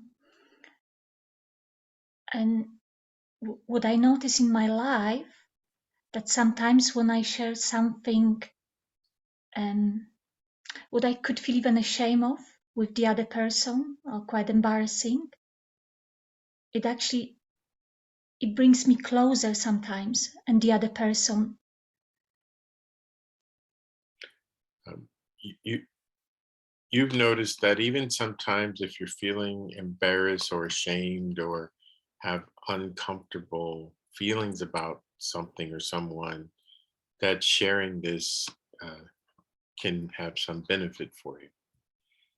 That actually sharing something what is uncomfortable for some strange reason brings actually closeness.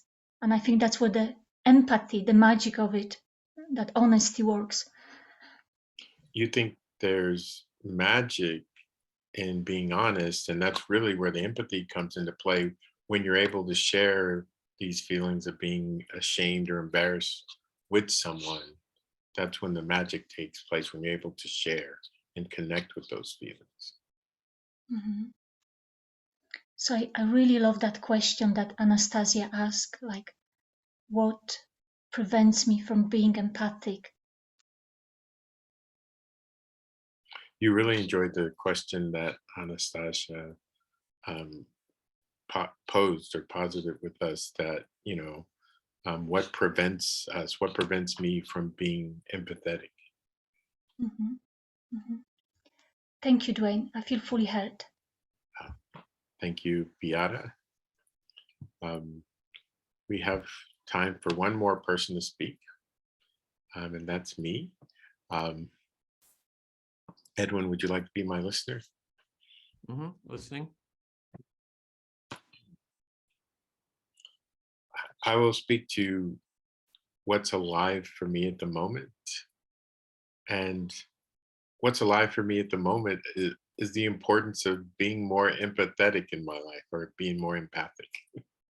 Yeah, you just want to talk about what's alive for you, and what it is that you want to be more empathic in your life. And it's interesting because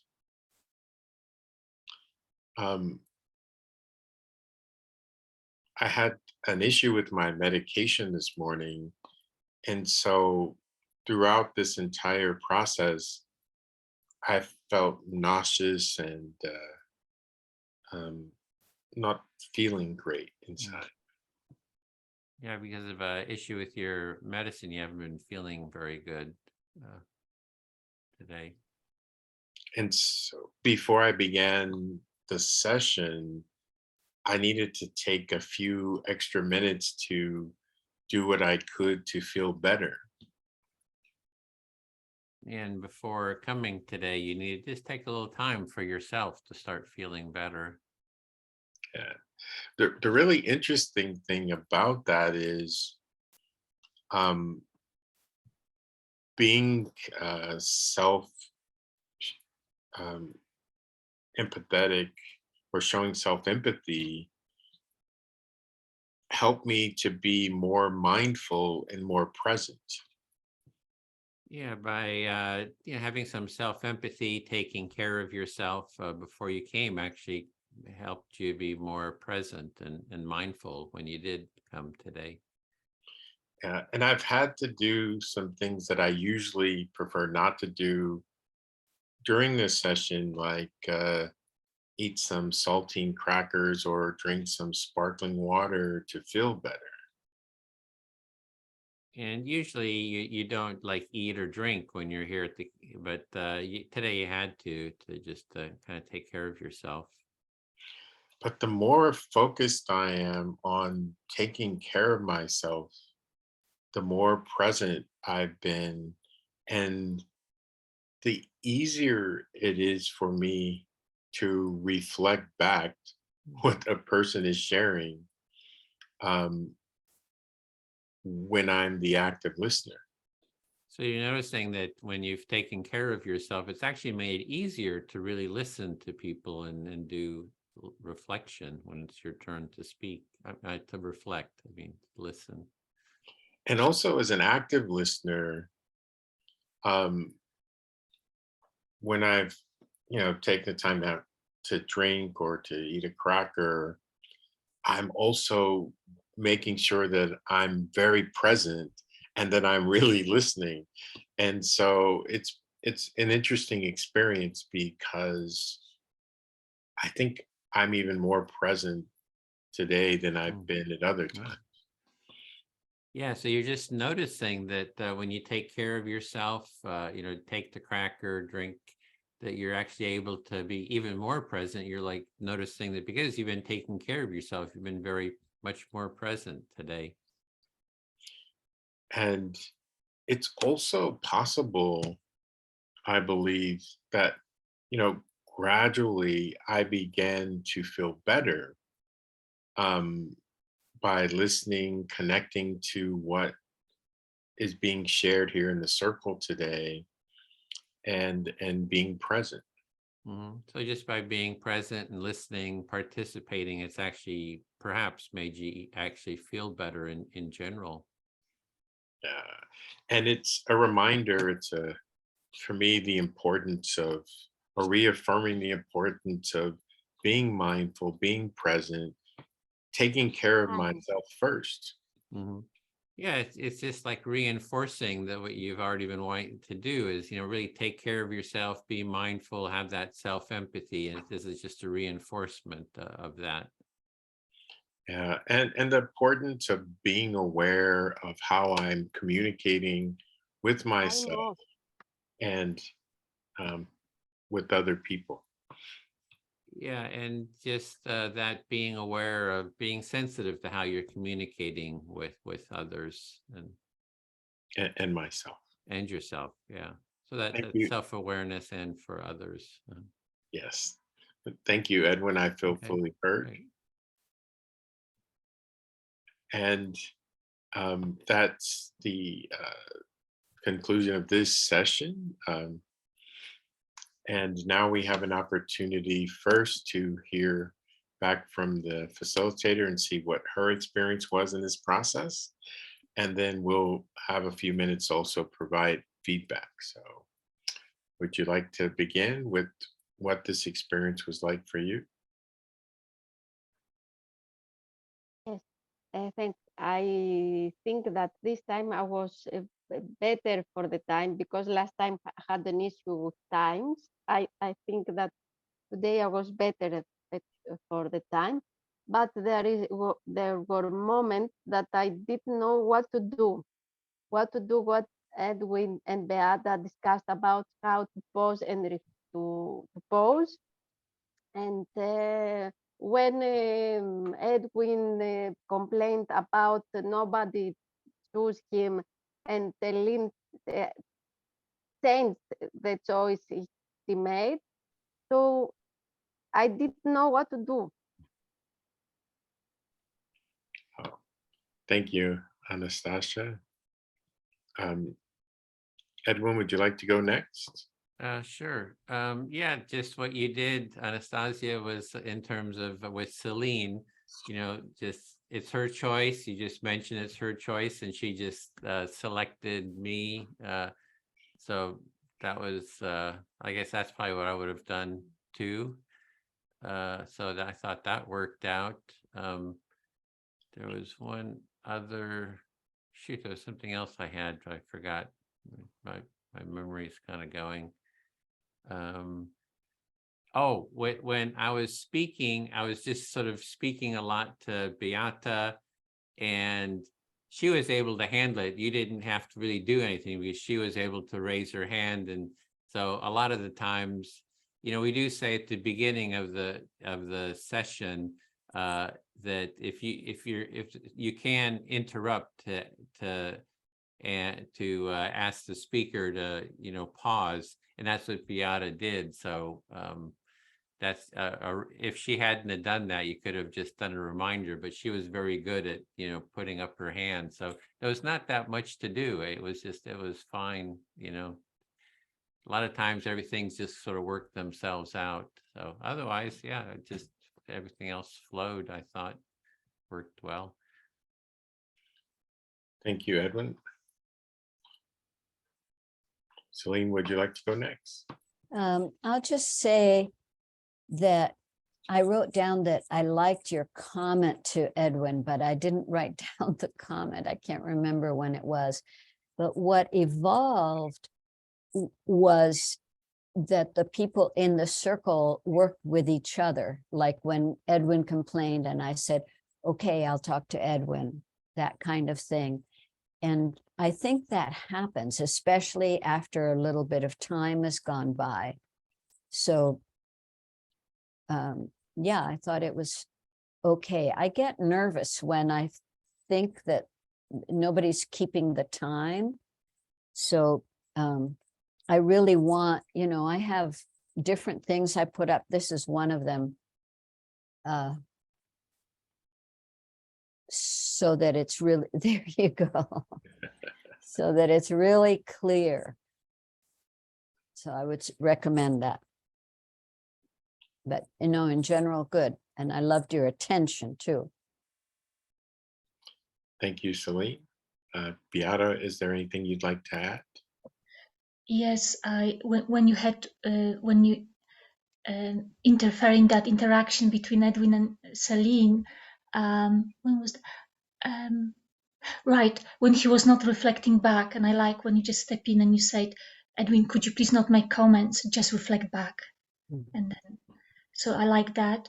Also, when he interact with me, so although I was saying, could you please stop? But then you still step in and you back me up saying just a few sentences. So I like that as well, because I think for a person like Edwin was acting, that reminder was also good, like maybe for more than one person. Yeah, I really like your facilitation. And also, yeah, I could see how focused you were in listening to everyone. Thank you. And since we're almost out of time, I'm going to make a couple general comments. First of all, I thought both of you did a really good job facilitating, and you handled the challenges really well. Anastasia, you actually had a little bit higher level of the challenge because on some level, Celine was also participating with Edwin at one point, and that made it even more challenging, and you did a really good job of managing that. Beata and Anastasia, you both did a good job. Your composure, you seemed very comfortable in the process, and the fact that you speak English as a second language wasn't an issue in the process. And so thank you for doing a good job today.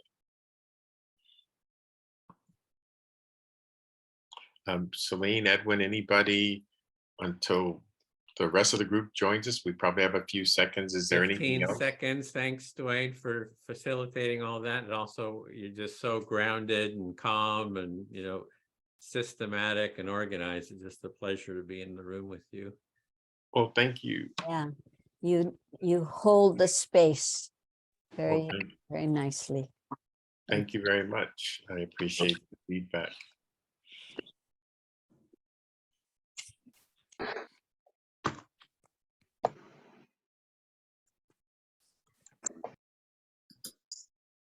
We have, let's see, 1, 2, 3, 4, 6, 12, 13, 14. We have everyone back. Welcome back, everyone. And it's my turn to facilitate this part of the show. Welcome to the Edwin Rush Empathy Show. For this segment, everyone is going to have an opportunity for about a minute to share with us your learnings, insights from this experience. We're going to begin with participants and then trainees. And if we have time, will consider giving the trainers an opportunity to speak, although I have been advised against it in the past. So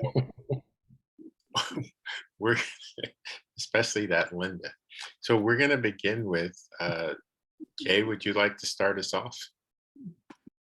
Sure. Yeah, it was a really great experience. Yeah, just had some deep topics in the room, and it was good for me to get some more practice. And yeah, it was a great experience and a good conversation, and I'm getting more confident at it every week. And yeah, I'm just looking forward to starting to host my own empathy circles one day. So appreciate everyone in my group. I feel like I got a lot of just great feedback and great modeling, and yeah, appreciate you all. Thanks. Next, oh, Sally, would you like to go next? Yeah, I had a very enjoyable time with Ina, Linda, and Anne. And I took a medium challenge, and although it was fun, I think it was a medium challenge or hard. And I really had to think about how to handle that, but I suspect that happens a lot. So I'm gonna have to practice it over and over to actually get that down. And anyway, I'm still fine-tuning my timing abilities with a cell phone, and someday I'll get it right so I can move on to bigger and better pastures. Thank you, Sally, for your sense of humor and sharing your insights with us. Ina, would you like to go next? Yeah, I was in the group with Sally and Linda and Anne, and it was just an enjoyable time. I realized some of the areas where I need to just get a little smoother with the order of things, and realize that I listen first and then speak. Listen first and then speak is kind of the pattern. It's pretty simple, but with the timer and everything, I just am looking forward to getting more practice. And with the holidays and everything, realizing the ways that holidays coming up, realizing the ways that I can incorporate empathy circle in, as an activity for some of those events. And that's it, I think. Thank you, Ina. Anastasia, would you like to go next? I was in the room with Wayne, Edwin, Celine, and Beata. It was great and useful for me. And I have still timing issues. And it helped me also see Beata facilitated before me, and the way she addressed her talent helped me this before, accept the tips from you, Edwin and Celine. Thank you very much. Thank you. Beata, would you like to go next? It was a good learning space for how to handle challenges. And for me, when there's a lot of distraction, I can get a little stress. So then I share that it can affect my listening skills. Like suddenly I just hear buzzing in my ears, that's it. But just reminding people about the structure and the spirit of empathy circle kind of settle things back to normal harmony. Yeah. Thank you. Thank you, Beata. And DJ, would you like to go next?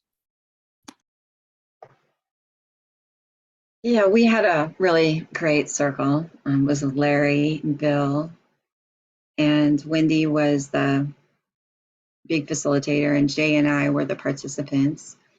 And we had a really amazing time. I think we probably could have gone on for like really a long time. It was one of those circles where the question that Jay posed was something like, what's a topic that people present simply, but it's actually complex? And that just opened up like this whole world of, possibilities. And then we got into the whole structure and function of the circle and the meaning of understanding, the meaning of authenticity, intentionality. It was really great. Larry talked about how this synergy kind of happens, this collective consciousness happens where we almost forget who is speaking and who is listening. We just become one. And when that happens, it is mystical, it's magical, it's cosmic, it's sacred, it's like amazing. I'm not really sure how and why it happens, but when it happens, you know it. It's just like everyone in the circle knows it. And it's really transformational. And I just want to thank Edwin for putting this out there for the world to have for free or almost free. I know there are people out there charging hundreds and hundreds of dollars for this experience. And I really appreciate your respect for how people who are on a budget, can really benefit from this experience. So thank you, Edwin, for that.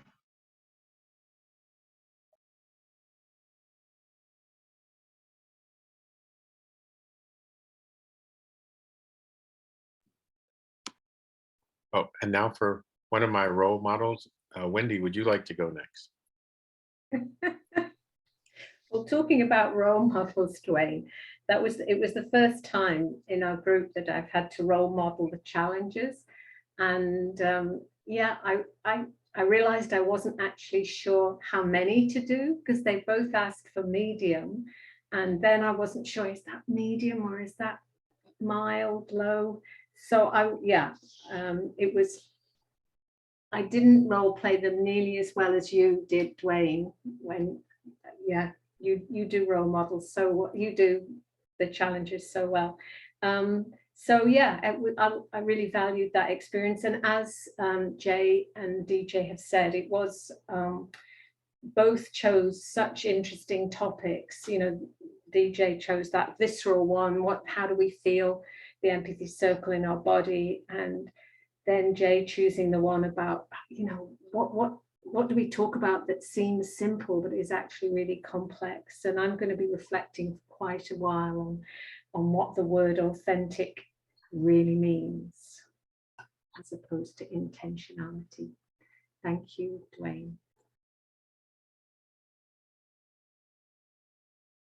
Thank you, Wendy. And I will share at this point as the last trainee. I had a really positive experience in our circle. Edwin, Celine, Beata, and Anastasia were in our group, and it was a really positive experience. We had two really great questions. One of the questions was what listening means to us. And the other question was what prevents us from being empathetic. And they both did a really good job of facilitating the circle. It was a really, what DJ actually spoke to, this idea of us coming together collectively as a group and this really nice connection that existed in the group. And I thought the process went really well. Celine and Edwin did a double team on the challenge. I don't know if it was conscious or unconscious, but they added a little extra cheese to it, and Anastasia handled it really well. I'm glad that I could participate today. I had a really positive experience, and I look forward to our next training. So thank you. And since we do have time, we're going to give the trainers an opportunity to share what their experience was like. And I'm going to go start in Texas, actually deep in the heart of Texas with Linda. All right, Dwayne, of course. Thank you. I was really relaxed in this circle, which I was a little surprised because I've been running this morning trying to get back and having, headaches and everything. But look, once I got in there, it was real comfortable, and maybe because Ann was in there, I knew she she could take over, and so I didn't feel like I was, just on. And it was a good experience. It was a good circle today for me. Thank you. Thank you. Texas is finished. Yeah. Texas. Well, I'm done. I'm going to leave that alone. Okay. Celine, would you like to go next? Sure. I enjoyed our circle and the topics. The one was kind of different sides of empathy, what facilitates one feeling empathic and then what prevents. So a really good opportunity for exploration and lovely facilitation. And there was a sense at one point of the circle was kind of managing itself because we were all aligned. So very sweet. I liked it. Thank you. Thank you, Celine. Larry, would you like to go next? I often think of Florida and Texas as being actually the same state, but maybe they're not. They have some similarities. Yeah, Not all good, but yeah, I like what Celine was just saying, that in the empathy circle, it's like we're all aligned. And we definitely had that really profound experience of all being aligned in our circle today. Everything went, smoothly with the little bumps in the road that are supposed to be there, and then recovering from the bumps in the road and noticing that we can do that. The challenges gives us bumps in the road and we recover. We can come back to empathy. And what a great training this is. I still can't believe that something as simple as reflecting back what someone said and doing that over and over and over for about an hour or so produces this oneness. Someone used the word transformed today. It's a transformed state of mind in which whatever conflict you might have been thinking about before, you can't remember it. And everybody's laughing and smiling and having fun. Wow, we can do this worldwide. Wow. Thank you. I love it. Thank you. Thank you, Larry. And we're going to travel over across the pond and ask Ann to share next. Was that me, Dwayne? Yeah, we're on the other side The of pond, the now. pond. Okay. I'm a bit further away from the pond than usual because I'm actually in London, Greater London at the moment. Yeah, just once again, it felt a real privilege to be with three other people, and we're in different stages with empathy circles, but a privilege to be around people growing, learning, transforming, being open and absorbing from each other. And it was enjoyable. And precious moments of being close to people's real humanity, and that humanity being present, like not obscured. So thank you. Thank you, Ann. And Bill, our resident Tai Chi master, would you like to go next? Hardly. Yeah. So I just wanted to reflect how deep and our circle was. Jay, Wendy, DJ, and Larry. And what comes up for me is all of this new information and complexity, or whatever that people bring to it in the structure of the empathy circle. It makes me curious, not defensive. And I think that is a profound change that, I think more people would benefit from. So I really appreciate you. And also, you know, even though you might be a participant or trainee, you're bringing a lot to the table. And certainly I see skills that I would like to learn too. So I really appreciate it. Thank you. Thank you, Bill. And Edwin, would you like to share? The person most likely to do Tai Chi with Bill. Yeah, thanks, Dwayne. Yeah, building on what Bill is saying, I really appreciate the learning that happens. It's I see the empathy is it came up in our group about empathy being a muscle that we're born with, that you have to practice it and exercise it to keep it sort of your muscles in top form. And I think that's what we were doing here, is really practicing and exercising those muscles, and it needs to be done on an ongoing basis. You know, it's not like you do the exercise once and then you're set for life. It really needs to be ongoing, and I think these practices really help us with doing those exercises. I also appreciate the questions that come up. In this section, you get to share your own question. You pose your own question for a topic, and they're always so interesting.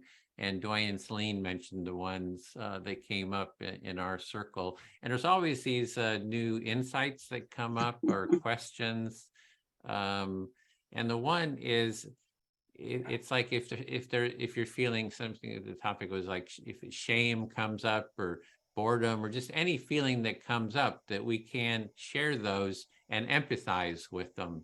There's something about sort of the truth and the genuineness of that when it's met with empathy. So just kind of just want to think more about that and be able to sort of articulate how that works. It's sort of magical. So that's it. Thanks, Dwayne. Thank you, Edwin. Yeah, for me, like one of the best things about this process is it's an ongoing learning process, and I enjoy the learning opportunities that present themselves each week. And that's it for me. And now I'm going to turn it over to DJ to do our closing.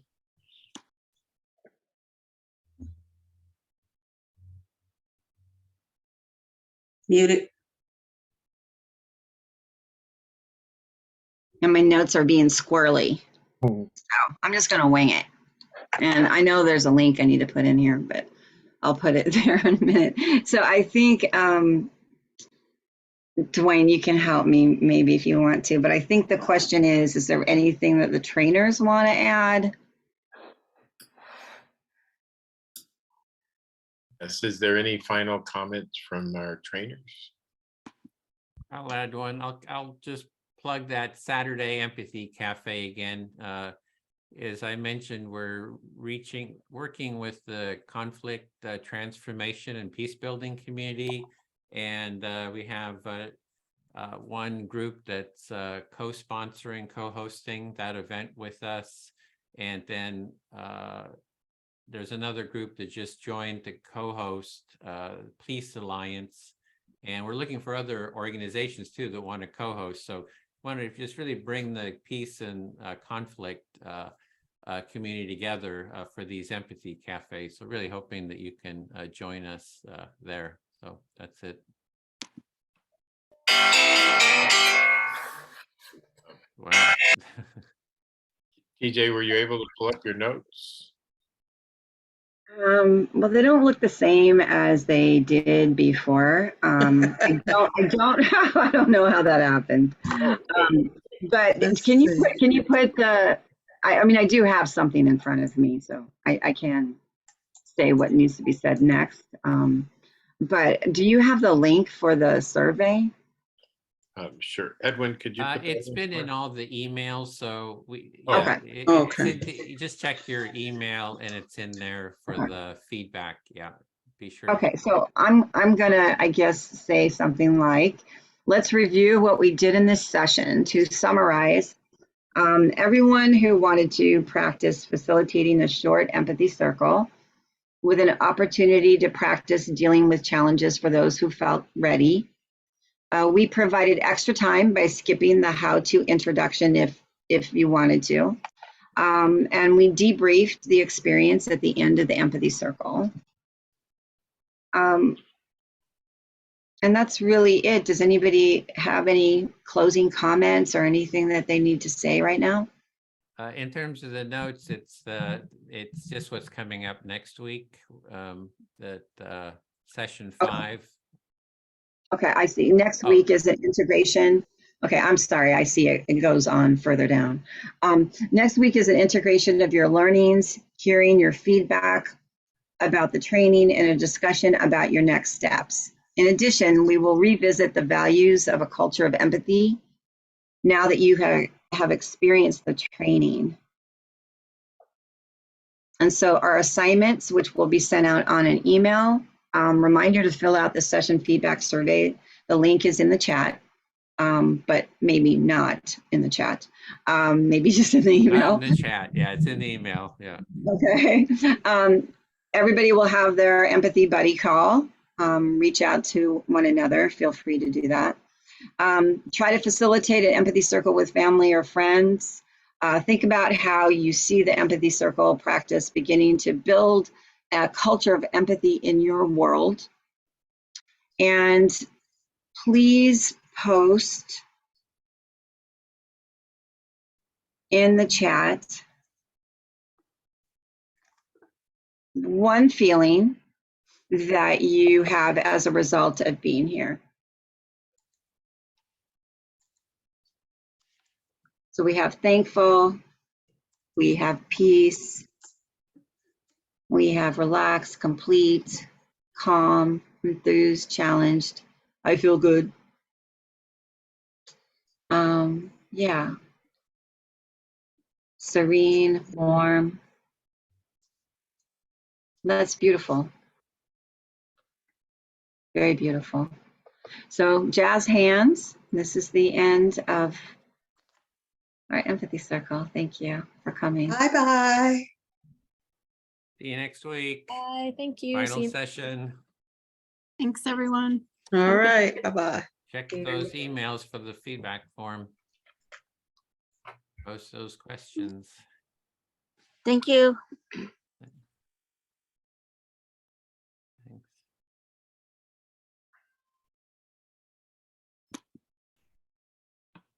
Post session, Linda. All right. Do y'all want to take a little break before we start? You need a, okay, 30 seconds. 30 seconds. Make it quick. No, 3 minutes, y'all. 3 minutes. Be slightly longer. Whatever you need, Ann.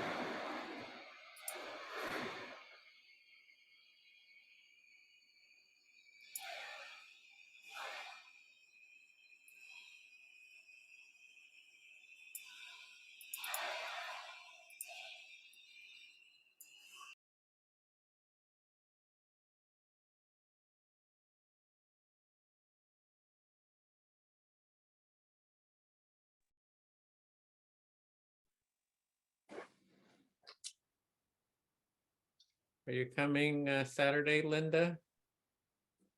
You're muted. Yes, sir. That's the plan. Oh, great. Yeah. I'm looking forward to it, really. Where's the Zoom deal? Hey, Edwin, I'd love to be there on Saturday, but I'm not able to be. But if the next one, if you're doing another one, I'd love to come. Okay, great. That'll Really be interested in December it. 17th. Mm. We're Yeah. going to be doing them once a month. So, yeah. And then Right. January 14th, something like that. Yeah. Oh, really? Okay. How long does it go, Edwin? I It's have 2 hours. And 2 hours. I was thinking of doing, people can stay for a if there's any volunteers that they could stay after, just for a little debrief on how to invite people. Yeah, I've invited some, but of course, I'm trying to, I don't know why my script won't open, but I think it's what I'm supposed to do now is ask everyone if they have any questions or wish list or what would like to happen, what didn't happen, what could happen, or whatever. Do you have any comments on that? Anybody want to contribute? I want to say something, if I may. Sure. I like the way you and I negotiated how we were going to do it in the room, following our talk in our post session last week. And so I feel like that was good. For me, that was good, like made it easier. And I thought, okay. Yes, I've been told I was easy before, but yeah. Thank you. Thank you. Anyone else? Shut up, Dwayne. I have, I made a note that when Larry and I were doing the question. Anyone else have anything? Yeah. Okay, Celine, I think you're trying, and you're frozen. I think it's you that's frozen. It's not Celine, it's you. Me? Now You you're were frozen for a second there, yeah. Oh, okay, I'm sorry. Yes, Celine. So when Larry and I were doing the questions, I may have missed it entirely, but it seems to me that we glossed over somebody in detail wrote that all the different things that were being asked of him or her, and that it amounted to a lot more time than initially he thought he'd be putting into it. So I don't know how that happened, but I'm sorry that I didn't acknowledge at least that that person had said that because there's the videos, this and that, So the person was saying that there were a lot of extra activities that they were not aware would be included in the training, and it's taken them more time than they had anticipated. Exactly. Is that like getting married? Oh, excuse me, it's not my turn. That's true. I don't know. I didn't do very well. Okay. I'm wondering if it was Darren who didn't come tonight as well. Do you know if it was, Celine? I think it don't was know. Ina, and also she said it's all good, but she didn't realize how much time it would take. But there is a link in the sign up form that says what's the time commitment. So it's all mentioned there. It's like there's two parts to it. One, people have to kind of follow the links, and check it. So I think the only thing that might not have been there is the video, because that was a new thing. So I don't remember Right. if I added That the might, video, yeah. but the empathy buddy is there, and but all those are listed as sort of optional too. So empathy buddy is sort of optional if you don't have to do it. The idea is if you can, and that's mentioned in the write-up, as well as the doing an empathy circle. It's like, if you can, try to do it. So the option's given there. Yeah. And we can make it clear that those options are just to help you get more comfortable with the process and practice the process. So it's a personal deal. I don't see your hand, Dwayne. Oh, okay. Okay. As long as you don't see it. I think. Okay, yes, I'm sorry. Now I apologize. Yes, sir. Go ahead. Oh, no, okay. I'm not going to make a joke about, anyways. I think, though, for me as an adult, and the fact that we're all adults in this process, I think there's as much information out there as I'm willing to explore. And so, I think whoever felt that way, those feelings are, legitimate and everything. But at the same time, when I actually went through the list of things that the information was there, everything is covered. And it let me know that it was going to be an involved process. And so I have a responsibility to do that before, I get started with anything. And that's my responsibility.